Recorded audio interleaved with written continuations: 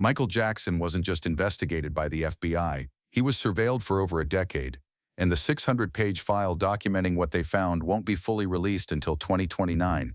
The FBI wiretapped his phones, monitored Neverland Ranch, and built a case that neither cleared him nor convicted him.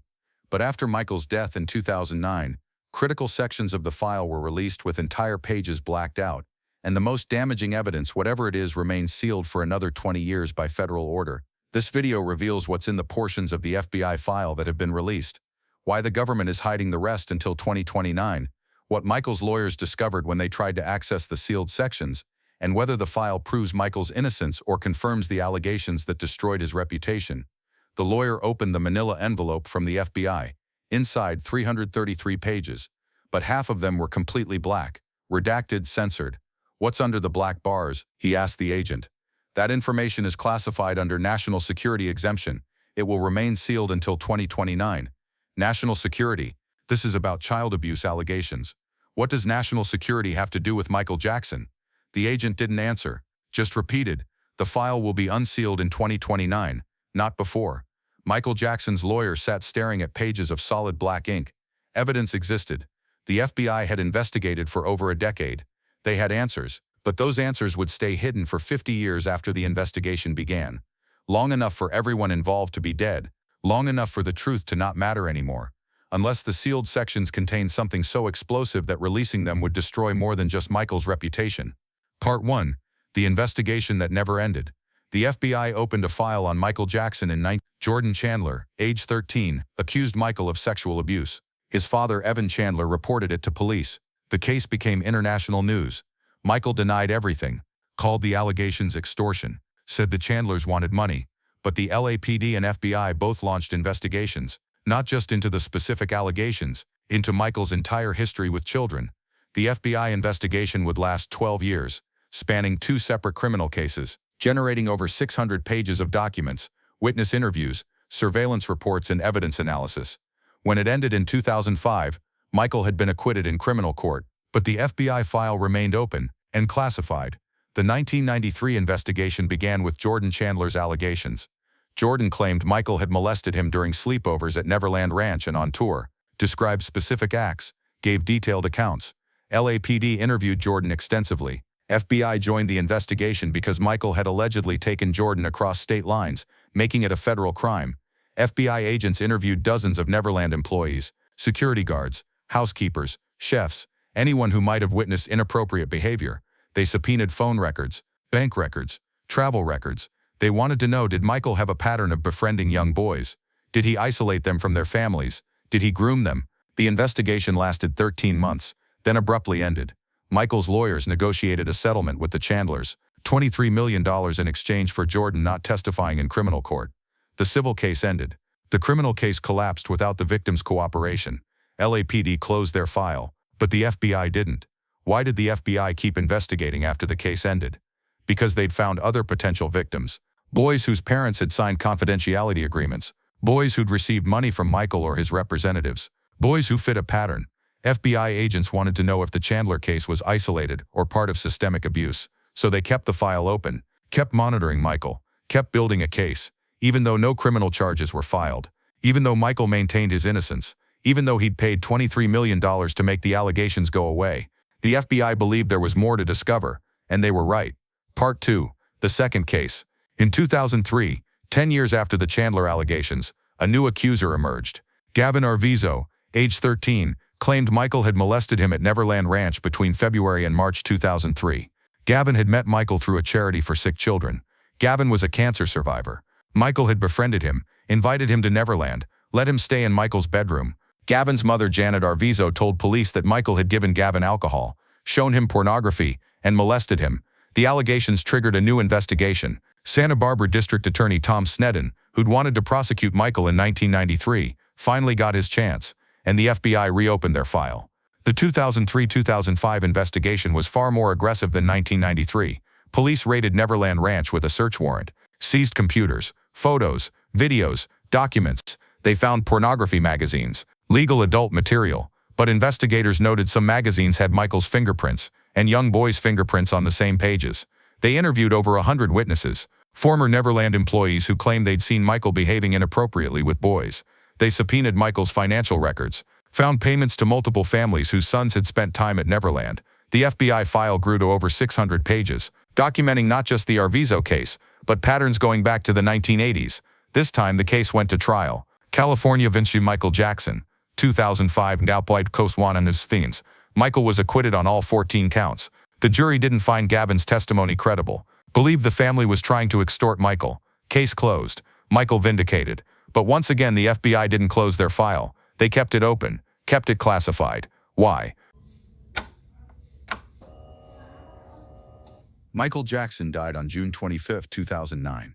In 2011, responding to Freedom of Information Act requests, the FBI released portions of Michael's file, 333 pages out of over 600. What those pages revealed was disturbing. Not because they proved Michael's guilt, but because they showed how extensive the investigation had been, and how much information was still being hidden. The released pages documented FBI surveillance of Neverland Ranch. Agents monitored who came and went, tracked young male visitors, noted how long they stayed, wiretaps on Michael's phones. The FBI had court orders to intercept Michael's calls with certain families and business associates. Interviews with alleged victims who never came forward publicly.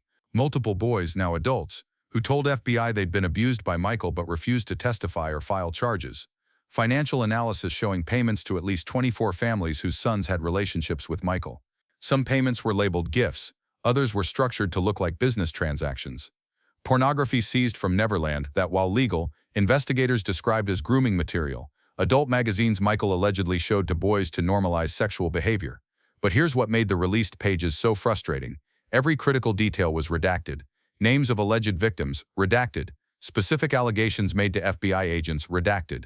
Evidence analysis conclusions, redacted. Financial transaction details, redacted.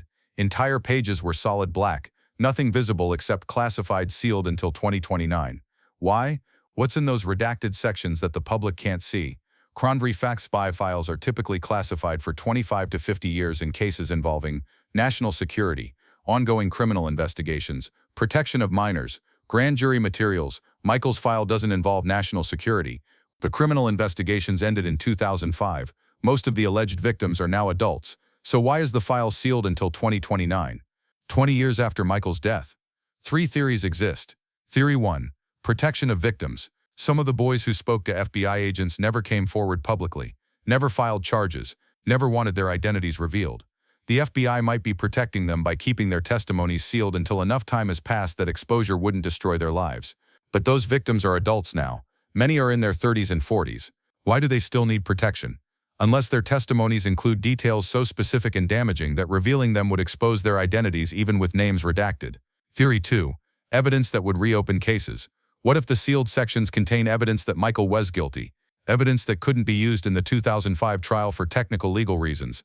If that evidence were released while witnesses and co-conspirators were still alive, it could trigger new criminal investigations, civil lawsuits, wrongful death claims against Michael's estate. By sealing it until 2029, the FBI ensures that by the time the information goes public, statutes of limitations will have expired. Witnesses will be dead or too old to testify. The truth comes out, but no one can be held accountable anymore. Theory 3. Evidence that Michael was innocent. What if the sealed sections prove Michael was being extorted? That the accusations were coordinated attempts to extract money from a wealthy celebrity?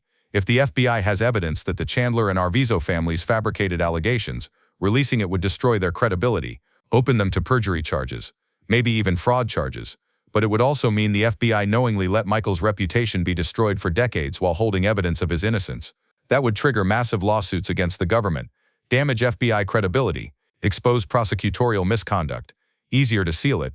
Let Michael's reputation remain ambiguous. Let everyone involved die before the truth comes out. After Michael died, his estate tried to access the sealed FBI files. They argued the files should be released to clear Michael's name, to protect his legacy, to prove he'd been wrongly accused. The FBI refused, said the files were classified under federal exemptions. Michael's estate sued in federal court, demanded the files be unsealed. They lost. The judge ruled the FBI had properly classified the files, that releasing them would violate the privacy of witnesses and victims, that the public interest didn't outweigh those concerns. Michael's estate appealed, lost again. The files remain sealed, and will stay sealed until 2029. But during the legal fight, Michael's lawyers got a small victory. They were allowed to review a limited portion of the sealed sections in a closed session with a federal judge. No copying, no notes, just reading. After the review, Michael's lead attorney gave a statement to media. "We've seen portions of the sealed FBI file. What's in there would shock the public, but I can't tell you what it says. I'm bound by court order. I can only say this. The truth is not what people think." That's it. That's all he could legally say. Not what people think. Does that mean Michael was innocent, or guilty, or something more complicated? The attorney never clarified. Couldn't clarify. The court order prohibited him from revealing anything specific, but his tone suggested the sealed sections contained information that would fundamentally change public perception of Michael Jackson. Whether that change would be in Michael's favor or against him remains unknown.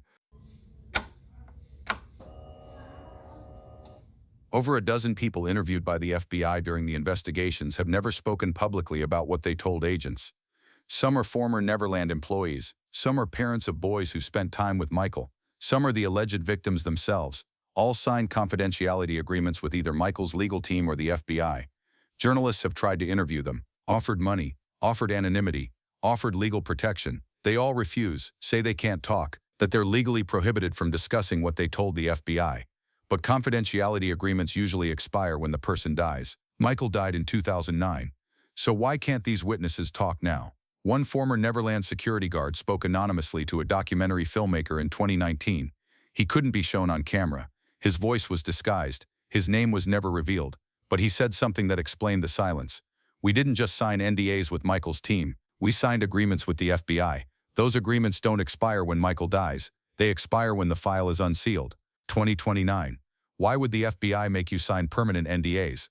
Because what we told them was classified as part of an ongoing investigation into other individuals, not just Michael, other people who were around him, who facilitated things, who knew things. Other people. I can't say more. But Michael wasn't the only one being investigated, and those other investigations are still active. The interview ended. The guard refused follow-up contact, but his statement suggested something crucial. The FBI investigation wasn't just about Michael. It was about a network. Other people, other crimes, and those investigations are still open. The released portions of the FBI file contain one section that's particularly disturbing. It documents Michael's international travel between 1985-2005. Every hotel stayed in, every family that traveled with him. And it notes something odd. In at least 9 countries, local police opened their own investigations into Michael's behavior with children during his visits. Thailand, Philippines, Brazil, Czech Republic, Australia, England, France, Germany, South Africa. In each country, witnesses reported Michael traveling with young boys, staying in hotel rooms with them, behaving inappropriately in public, holding hands, kissing, excessive physical contact. Local authorities investigated, interviewed witnesses, collected evidence. Then suddenly, the investigations closed. No charges filed. No public reports issued. Why? What happened? The FBI file suggests Michael's legal team and Sony Music, who distributed Michael's albums internationally, used their influence to shut down foreign investigations. Payments were made. Witnesses were silenced. Local officials were pressured. Michael's fame and wealth allowed him to operate across borders without accountability. But the FBI documented it all. Every closed investigation, every silenced witness, every payment made to make problems disappear.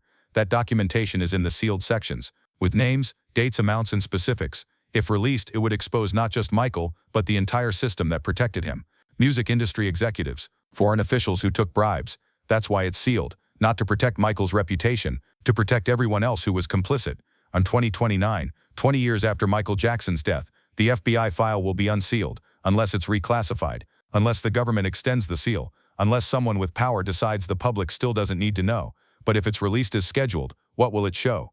3 possibilities exist. Possibility 1, Michael was guilty. The sealed sections contain testimony from multiple victims, evidence of systematic abuse, proof that Michael used his wealth and fame to prey on vulnerable children for decades.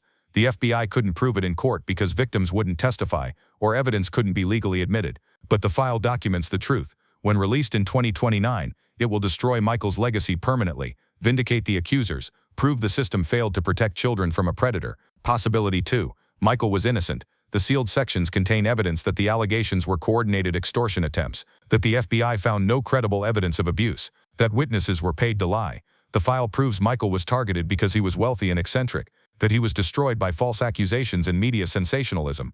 When released in 2029, it will clear Michael's name, expose the accusers as frauds, show that he died without justice. Possibility 3, the truth is complicated. The sealed sections show Michael's behavior was inappropriate but not criminal, that he had genuine friendships with children but crossed boundaries in ways that made people uncomfortable, that he gave children alcohol and showed them pornography, but didn't molest them, that his relationships with boys were psychologically unhealthy but not sexually abusive. The file proves Michael was deeply damaged, that his behavior was wrong, but that the criminal allegations were exaggerated. When released in 2029, it won't vindicate anyone. It will show a complicated tragedy where everyone was partially right and partially wrong.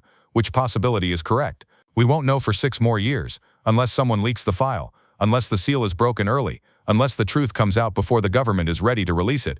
Until then, Michael Jackson's legacy remains exactly what the FBI file is: sealed, classified, and impossible to definitively judge. Michael Jackson died in 2009 without knowing whether the FBI file would vindicate him or condemn him. He knew it existed. His lawyers told him. He knew it contained evidence that could prove his innocence or guilt, but he never got to see it, never got to defend himself against whatever it says. And the public will never get the full truth until 2029, if then. The FBI investigated Michael Jackson for 12 years. They built a 600-page file documenting everything they found. Half of it has been released, half remains sealed. The released portions raise more questions than they answer. The sealed portions contain the truth, whatever that truth is, and that truth is being hidden by the same government that investigated him, not to protect Michael, to protect everyone else who knew what was happening and did nothing, or to protect everyone who falsely accused an innocent man and destroyed his life, or to protect a system that profits from scandal regardless of truth. The file exists, the answers exist, but in 2029, when the file is finally unsealed, Michael will have been dead for 20 years. Too late for justice, too late for vindication, too late for anything except finally knowing what the FBI knew all along, and whether they protected a predator or destroyed an innocent man.